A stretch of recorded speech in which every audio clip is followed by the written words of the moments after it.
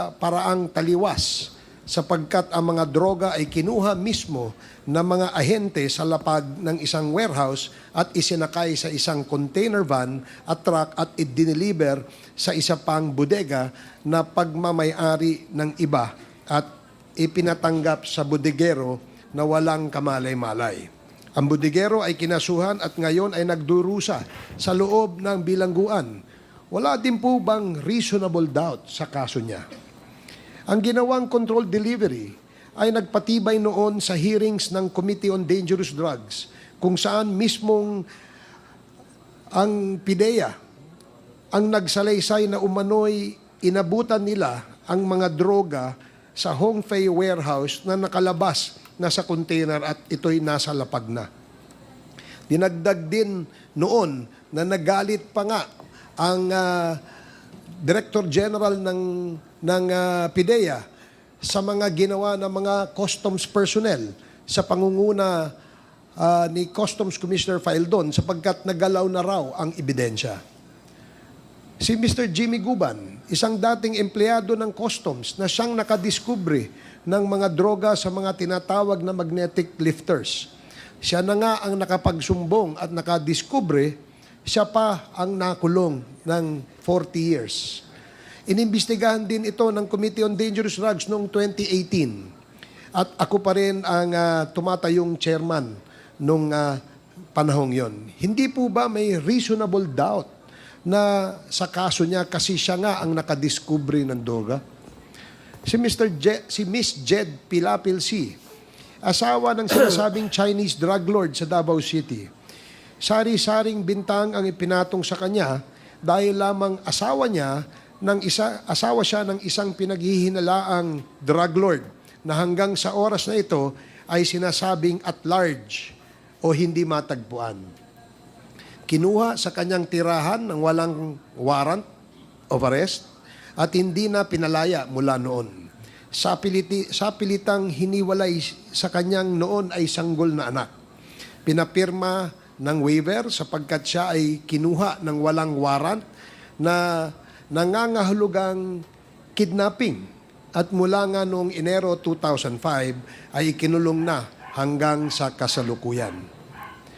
Si Mr. Jong Pilapil, kapatid ni Miss Jed Pilapil C., na ilang buwan pa lamang sa Davao City sapagkat pinakiusapan ni Jed na magbantay sa kanilang tindahan. Nasa ibang probinsya, si Jong nang pinagbintangan siyang kasabwat sa illegal na droga doon sa Davao City at mula noon hanggang ngayon ay nakakulong. Ilan lamang sila sa mga nagdurusa na parang mga walang ang mas mahalagang tanong na dapat sagutin ng mga nag-akusa sa kanila ay ito. Sino-sino ang tunay na may-ari ng mga illegal na droga na ibinibintang ninyo sa mga taong ito? Sino-sino ang nagpalabas ng mga kargamentong ito mula sa Bureau of Customs nang walang masusing inspeksyon? Wala po bang reasonable doubt sa kanilang partisipasyon upang sana ay hindi naman sila nahatulan ng 40 years? Isang tanong ang nabuo sa isipan ng marami nating kababayan. Sa mga bilyong-bilyong halaga ng mga droga, ito bang nakasuhan at nakakulong sa kasalukuyan, mukha bang mga bilyonaryo? Ano ang konklusyon ng inyong mga investigasyon na nagdawit sa kanila? Bakit ang sangkatutak na mga nirekomendang kasuhan ng parehong Committee on Dangerous Drugs at Senate Blue Ribbon Committee tulad sa mga membro o kawani ng Bureau of Customs na nagpadaan sa green lane ng mga kontrabandong ito at doon sa mga nagsagawa ng raid, di umano, kasama ang mga PIDEA agents na nag-implement ng controlled delivery. Sila Richard Tan, alias Chen, also known as Chen Julong, na siyang may-ari ng warehouse na unang tumanggap ng droga, ay hindi kinasuhan at nananatiling malaya. Sa tindi ng inyong investigasyon ay wala kayong natukoy na may-ari ng tone-toneladang droga na ipinuslit sa Bureau of Customs. Sa NBI, na unang nag-imbestiga ng metal cylinders at magnetic lifters, na sa unang mga investigasyon ay dose-dose ng mga akusado ang inyong inimbitahan. Subalit sa dulo, ang sinampahan ninyo lamang ng kaso ay itong mga fall guys na ito. Si prosecutor, dating prosecutor Aristotle Reyes, na di umano matapos sampahan ng kaso ang mga fall guys, ay na-promote bilang isang RTC judge na ngayon ay balitang di umano ay nag-a-apply din bilang isang justice ng Sandigan Bayan, kung ito man po ay totoo. Gusto sana nating makaharap dito si Judge Reyes upang malinawan ang mga bagay na ito, subalit kinakailangan pa natin ang pahintulot ng Korte Suprema dahil sa siya ay isa na pong judge.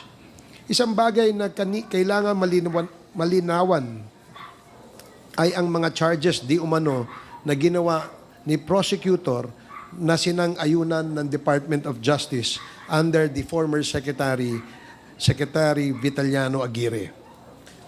At ito ang mga charges na di umano. Si Fidel Anoche D.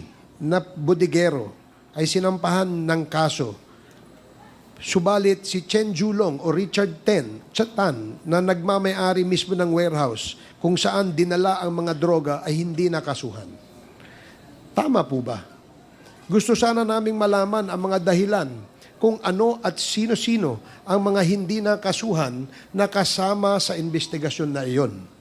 Hindi din nakasuhan ang mga PIDEA agents for, quote, planting of evidence na kung saan ang mga droga ay dinala doon sa warehouse na yon on the basis of the bungled controlled delivery. Mismong si former Director General Wilkins Villanueva ang naglahad nito sa Committee on Dangerous Drugs sa aming mga pagdinig. Hindi din kinasuhan ang mga tauhan ng customs na nagpalabas ng kargamentong may lamang droga, di umano at sa halip ay kinasuhan si Mark Taguba ng conspiracy to import drugs at kung tama ang impormasyon ay facilitating the smuggling of drugs from the Bureau of Customs kung saan wala naman po siyang kontrol. Sino po ba ang tunay na may-ari ng mga drogang ito? Ang mga tunay na nag-angkat o nag-import nito? Ang mga may impluwensya sa mga tauhan ng customs na siyang nagpalabas ng kargamentong ito na walang inspeksyong ginawa. If these people who are now going to spend the good years of their lives in jail are indeed guilty, the investigators should not have stopped with them but should have determined the real culprits. If, however, these people are necessary fall guys in order to cover up for the truth, then we have committed a grave injustice which we are now compelled to rectify. A person's right to life and liberty is God-given. It is not yours or anybody's to trample upon or deny or sacrifice in exchange for a consideration just so the guilty shall remain free. Today, we shall also hear other testimonies of victims of EJK. We shall endeavor to aid in the quest for truth on the cold-blooded murder of General Wesley Barayuga of the PCSO during the time when Colonel Hector Grijaldo, the classmate of Colonel Garma, was the Mandaluyong Chief of Police. We will try to elicit from Colonel Grijaldo some important information pertaining to the murder. These are material information. For instance, why was the name of General Barayuga allegedly added to the list of drug personalities days after his murder? Why was there allegedly no report coming from the Mandaluyong Philippine National Police about the incident? Colonel Grijaldo has to explain this to this committee. Again, maraming salamat po sa inyong attendance and we hope to have a fruitful and productive day and literally a much better New Year sa ating lahat. So magandang umaga at maraming salamat po. The next to deliver his opening remarks is the Chair of the Committee on Human Rights, Congressman Benny Abante. You are recognized. Maraming salamat, Mr. Chair. Magandang umaga po sa inyo lahat, sa ating mga colleagues, sa ating mga resource speakers and witnesses. Salamat po sa inyong pagdalo muli sa Quadcom hearing na ito. Kayo po ay kasama naming mga lingkod ng ating bayan. So again, we gather here in what? In pursuit of truth, justice, and accountability. Kung meron man dito nagsasabi na we're gathered here because of politics, gusto namin humarap siya rito para sabihin sa amin directly. As we open this hearing, let us be reminded of the words of Romans 13:3 and 4. And I would like to read in quote.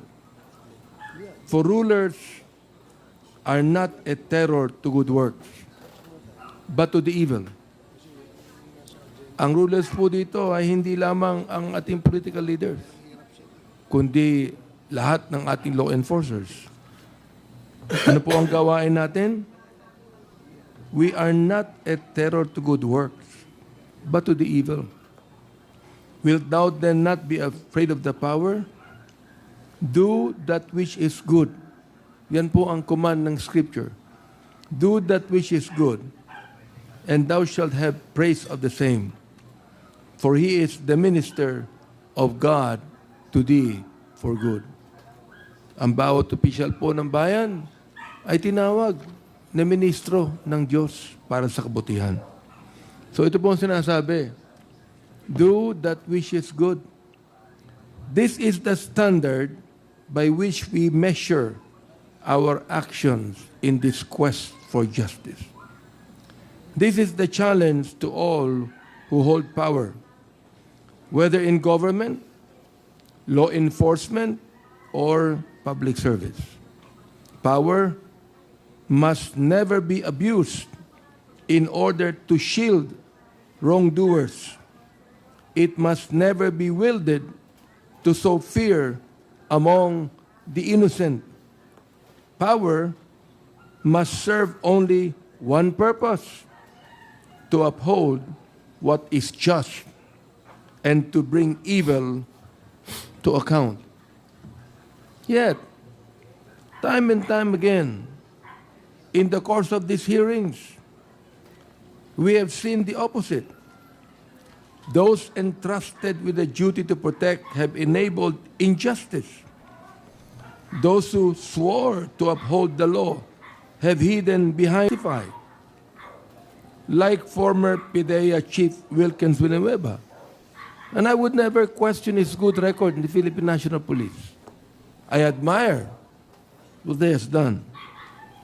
But he has refused to answer the people's questions, forcing us to cite them for contempt.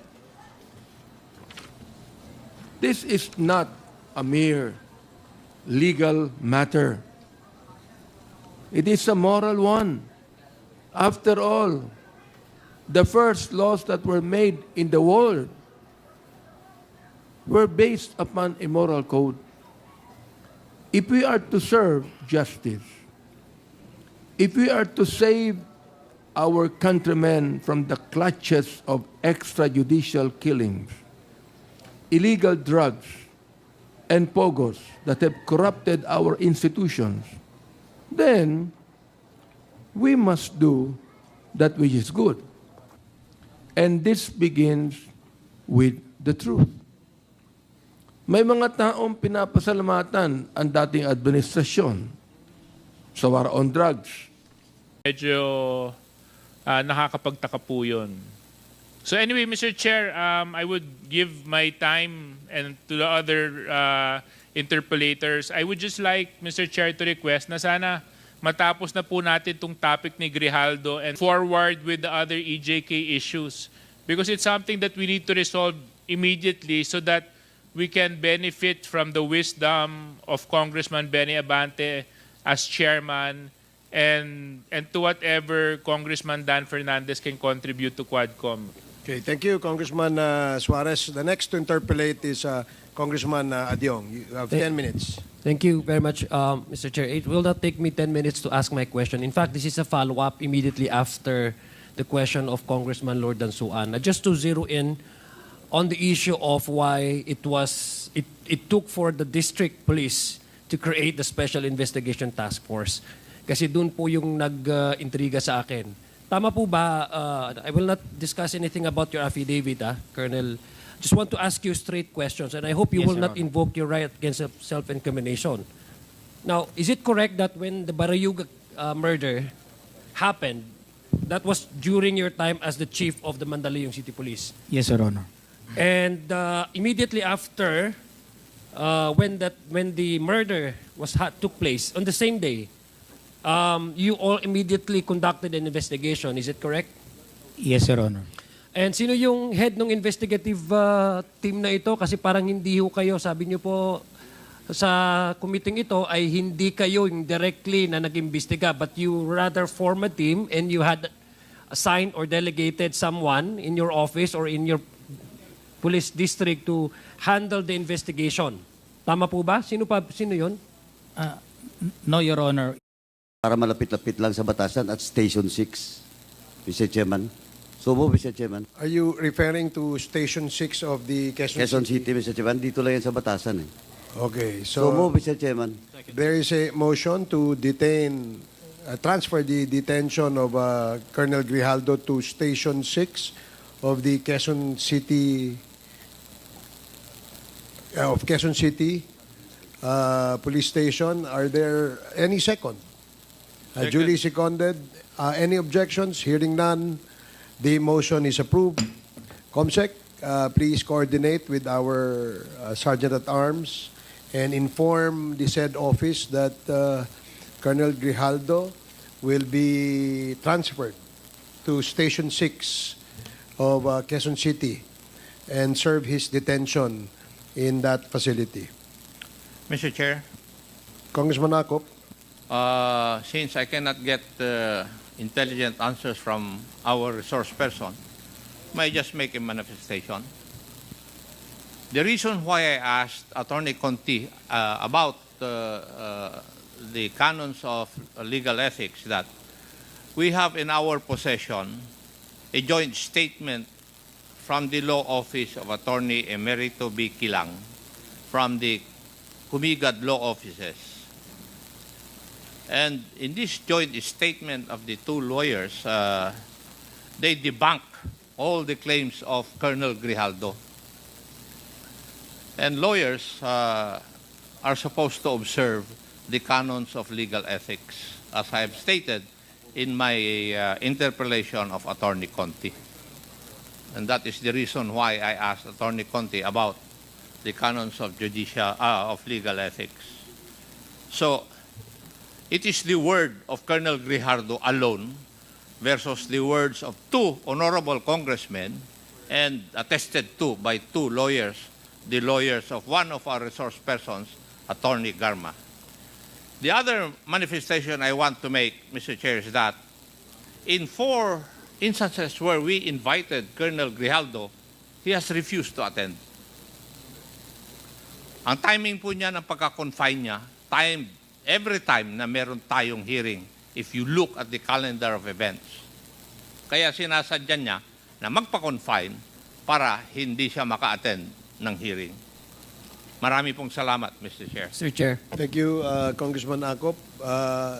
May I also make just a short manifestation as to avoid the public that because I get this impression, Mr. Chair, that our resource person, Colonel Grijaldo, wants to, at least impress upon the public that we are cornering him, that we are gagging up on him. Just want to make a manifestation, Mr. Chair, that earlier, Chairman Akop asked him, or the chairman himself asked him if he needs a lawyer so we can provide one. Because he's been invoking his right against self-incrimination, and we understand that. That's a constitutionally guaranteed right. And we do not want to push or to even force anybody, especially if it's our guests and our resource persons to say something that would incriminate him, no? That would be used against him at the court of law. He was asked what's the basis of him invoking that right, when in fact the question of Deputy Speaker J.J. Suarez was merely on an affirmation that the affidavit he gave during the Senate investigation was really true, because he was reading on the affidavit and he was quoting word by word the exact affidavit, an exact portion of the affidavit given by Colonel Grijaldo to the Senate hearing. And that was merely a confirmation from him.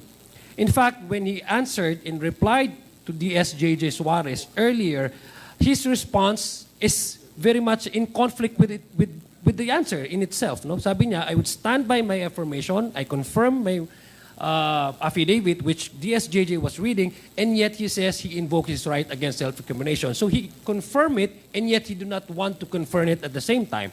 So it's a conflict, no? Mismo sa sagot niya. That's the reason why Chairman Acop asked him, what's the legal basis? What's his legal basis for invoking this right against self-incrimination? And being a non-lawyer himself, the chairman... Colonel Asierto. So talagang nag-divide kami ng personalities, Mr. Chair, para tutukan talaga. Mr. Chair, just to emphasize, meron pa nga one of the... Kasi every 6 o'clock in the morning ang palitan namin ng surveillance team on each and every persons of interest. There was a time na 5:30 galing sa Dumoy, 5:30 na Congressman Dan Fernandez. Clarify, General Salvador. Kasi parang nadinig ko kanina kapag merong irregularity, saka lang kinoconfiscate yung mga na evidences na galing sa... They approved the CHR charter. Oo. Now, Mr. Chair, of these cases, they're all... Oo, kasi Mr. Chair, parang hindi ko matanggap na may namatay dahil regular operation 'yan, ay walang pananagutan yung ating mga pulis na nakapatay, no? At hindi pagpatay agad eh. Yes, sir. Yes, sir.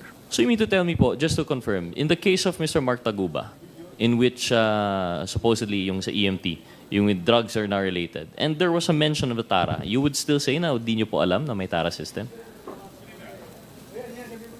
In the EMT case, Your Honor, it's a case of, I suppose it was a case of misdeclaration, and then it was discovered upon source outside of the Philippines, and information came in that a certain shipment contains drugs. So when they acted on that active intelligence, they were able to follow the shipment, and they were able to follow in the items, Your Honor. The 5 crates, metal crates containing this shabu, Your Honor. But of course, since you are following this case, the allegations by Mr. Taguba that there is TARA system, that's the first time you've heard of it.